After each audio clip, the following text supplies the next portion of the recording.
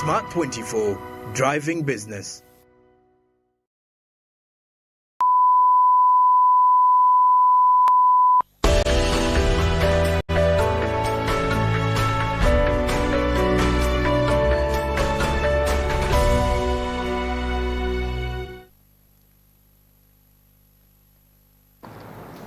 Dear viewers of Smart 24 TV, it's our joy to be with you again to have this talk show, The Point. And my name is Dr. Joseph Tinjeba. I'm happy to be with our dear guest from the extreme end, Honorable Mutusa Onen Odoi Bernard. We've been missing you here, and the viewers were asking me where had you gone. Since the other time when we talked about sports, everybody wanted to be a sports person. It's a pleasure to have you, and kind of greet the viewers. A very warm evening to our dear listeners and viewers. My name once again is Bernard Odoi Onen Mutusa. By God's grace, we went to Kenya as international observers. We observed what happened in their general elections. We learned lessons, and I've come back stronger and a better person than I left this country when I went to Kenya for the last 2 weeks. It's always an honor to be part of this discussion and to share with our gallant citizens. Just something small. I understand the elections, what we are having on social media, they were too peaceful that there's not even no single person who was arrested or died. Don't you think that is a lesson to learn? Well, there are so many lessons really that we can borrow from Kenya. One is that you realize the electoral process, the voting day process takes place within a building. And because now incidences of rain, there are sometimes where places are faced with strong winds, like especially in eastern Uganda where I come from, Bugisu, Tororo, Sebe, sometimes strong winds would affect, and it's a learning point. But one cannot say there were no bad incidences. We all saw what happened in the climax. I was in the bombers inside the hall where the whole process was taking place. It was rather pathetic. And also by the time that a bigger number of commissioners disagree with the other, then you realize that even within them there's an issue that perhaps they should also borrow from us. But maybe something worth noting, bringing back home, is the fact that the front runners in the presidential race, throughout the campaign period, the day before voting, even on the day after voting, they would preach peace and ask their people to maintain peace. Also, what was very fundamental for me is the fact that several candidates would actually congratulate their friends, their opponents who have won the races. And I think it's something that is worth learning, though of course the lawyers would feel bad, because if there is no litigation, then you realize lawyers are not going to have a field day. So by and large it was fairly peaceful at the time of declaration. Oh, thank you for giving us the tip about the Kenyan elections. I'm planning to have a discussion in full-fledged for Kenyan elections, the democratic Kenyan elections. That's how we are calling them. We will be ready for that. And then we see what we can learn out of those elections, whether they are of such a great importance to the East African community. Thank you. Welcome back. We're happy to have you. Thank you. Dr. Tu, please. You know, these days it's a deliberate move by Smart 24 TV. While having such program, The Point, we analyze economic policies. We do welcome our dear policymakers from Parliament, and also you who have been used to be much more in doing academia work, the academia services. We would like you to be transferring the academia services into our use. Our topic of discussion is taxation and city management for citizens' economic welfare. And we have the main question, that is, how best can Uganda's urban cities achieve socio-economic transformation agenda? We are interested in this discussion with different reports that I have referred to. They refer to why taxation is important. And of recent, for reference to Uganda, of recent for Uganda, we understand that you have 11 cities which have been approved to take off, and also the very one which are in the cosmopolitan city, Kampala. And we are also aware that we are waiting for more other four cities, including Moroto, Nakasongola, Kabale district, Kabale, which is now a municipality, and Wakiso.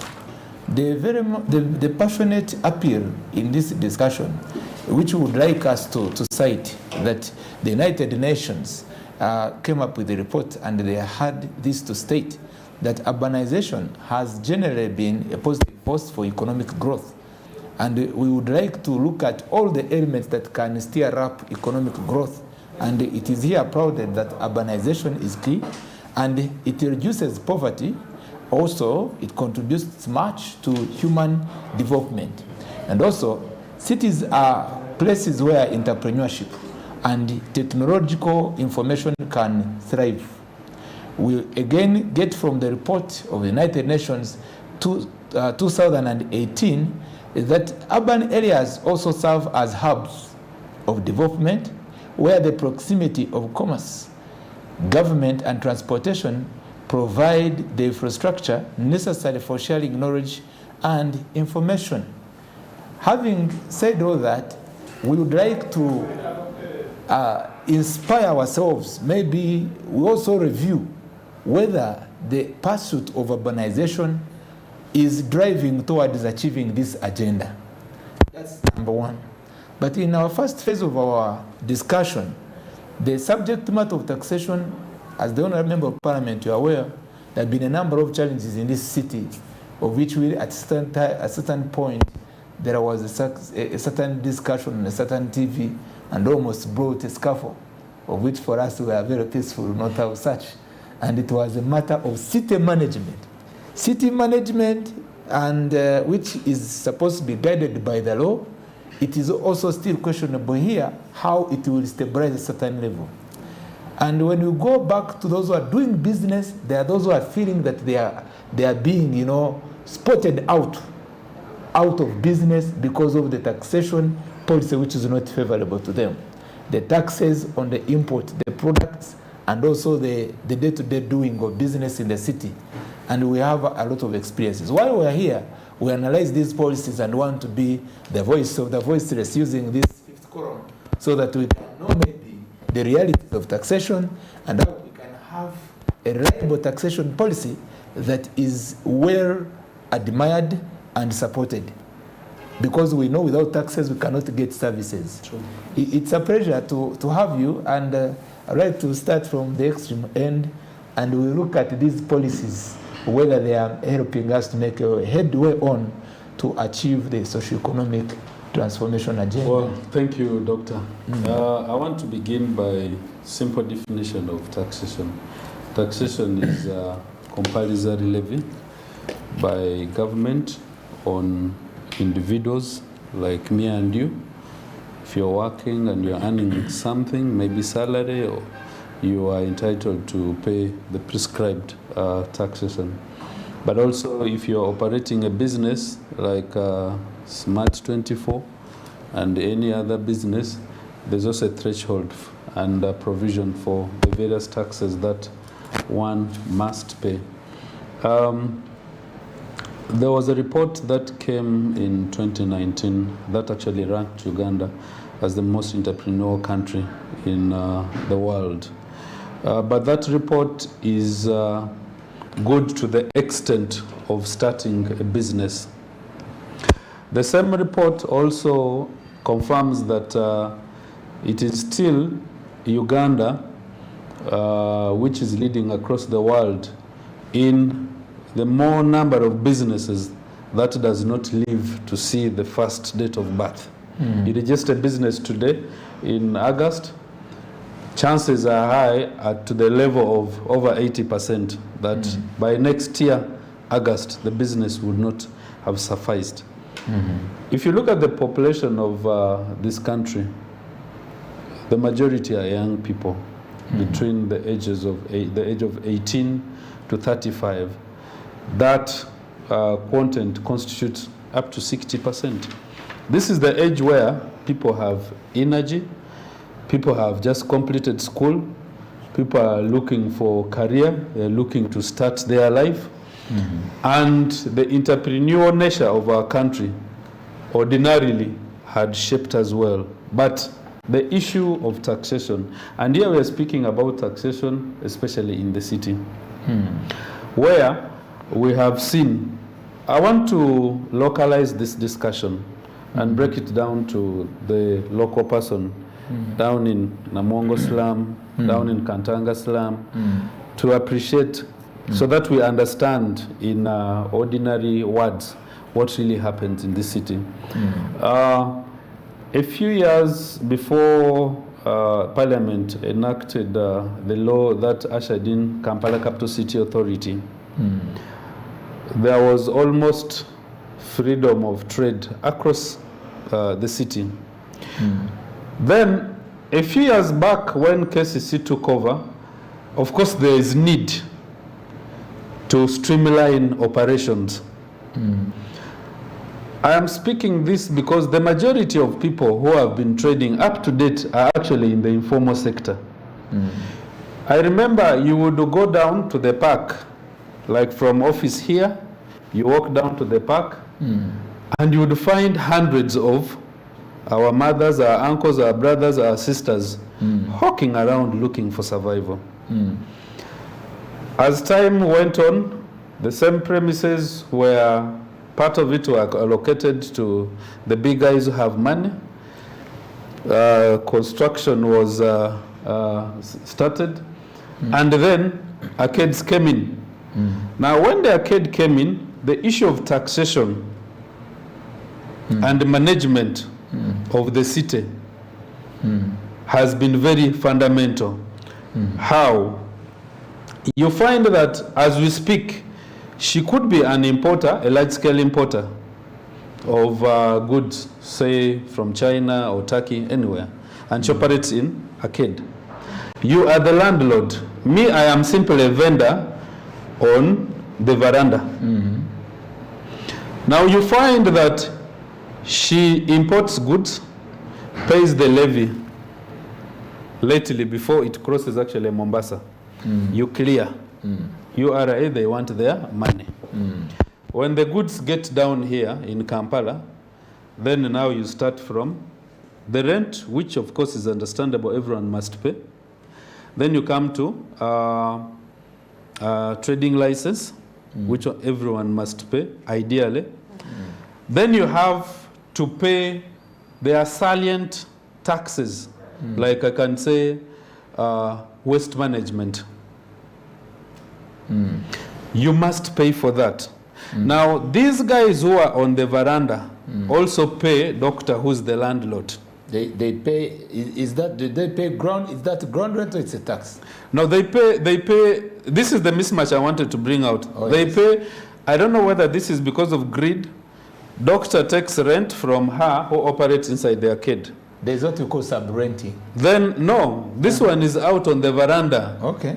Doctor, I think you've not taken time to walk on foot downtown. Please, because you ought to understand how, as the local people operate. Yes. So what happens is, in the arcade you find there's been a big fight. Because people had been trading freely. You hawk around, get some money. You move in the parks, make some money. Now when the KCC enforcement started to arrest these guys, people were forced to find space. And you find someone squeezed in a veranda, they pay rent. Then now there is fight. She pays rent at Mombasa. Then the truck she uses in a way pays taxes. The other side in Kenya, enters here, pays taxes. She enters here, pays her rent, pays her trading license, then pays NSSF and all these other taxes. And yet the services that would be commensurate to this is actually not there. Now, Our tax system, in a nutshell, for me, does not favor, especially the majority who are ordinary people.